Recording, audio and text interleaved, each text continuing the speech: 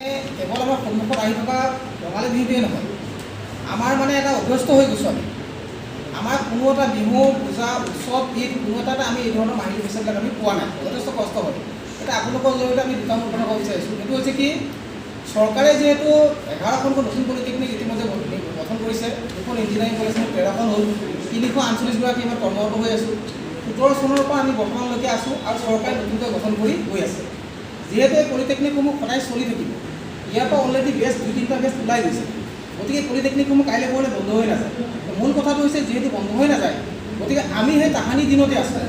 আমাক মাননীয় মুখ্যমন্ত্ৰী মহোদয়, মাননীয় শিক্ষামন্ত্ৰী মহোদয়ে আমাৰ প্ৰতি অলপ সদৃষ্টি প্ৰয়োগ কৰি তেওঁ আমাক অন্ততঃ চাকৰি এটা নিশ্চয়তা প্ৰদান কৰিব লাগে, দৰমহাবিলাক নিয়মীয়াকৈ দিব লাগে, দৰমহাটো বৃদ্ধি কৰিব লাগে।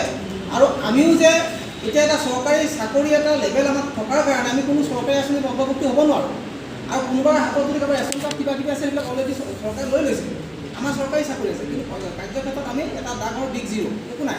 সেইকাৰণে এটাই আপোনালোকৰ আজি সাংবাদিকৰ জৰিয়তে আমি চৰকাৰ মহোদয়ক এটাই দৃষ্টি কৰিব বিচাৰিছোঁ যে 348গৰাকী যিটো পৰিয়াল, এই পৰিয়ালৰ মা দেউতা ল'ৰা ছোৱালী বাই ভনী আছে, তেওঁলোকৰ ল'ৰা ছোৱালী বিয়া দিয়াৰ কথা আছে, ল'ৰা ছোৱালী কিতাপ পত্ৰ দিয়াৰ কথা আছে, উৎসৱ পাৰ্বণ আছে, বেমাৰ আজাৰৰ কথা আছে, বজাৰৰ যিটো মূল্যবৃদ্ধি, এই গোটেইখিনি কথা সামৰি লৈ পেলাই চৰকাৰে আমাৰ প্ৰতি অকণমান ইমান অন্যান্য ডিপাৰ্টমেণ্টক মানে তেওঁলোকৰ স্কেল বঢ়াই গৈছে, দৰমহা বৃদ্ধি কৰি গৈছে, আমাকো অকণমান তেওঁলোকৰ সদৃষ্টি প্ৰয়োগ কৰি আমাক এটা মানে ভাল চকুৰে চাওক, দৰমহাকেইটা আমাক মোকলাই দিয়ক, দৰমহাকেইটা নিয়মীয়াকৰণ কৰক, বৃদ্ধি কৰক। এইখিনিয়ে আমি মাননীয় মুখ্যমন্ত্ৰীক আমি এটা আজোৰ কৰি কৰজোৰে আমি এটা অনুৰোধ কৰিছোঁ যে আমাৰ প্ৰতি এই 348টা পৰিয়ালৰ প্ৰতি আপুনি অকণমান আমাক দৃষ্টি দিয়ক, সেইখিনি আমাৰ আহ্বান।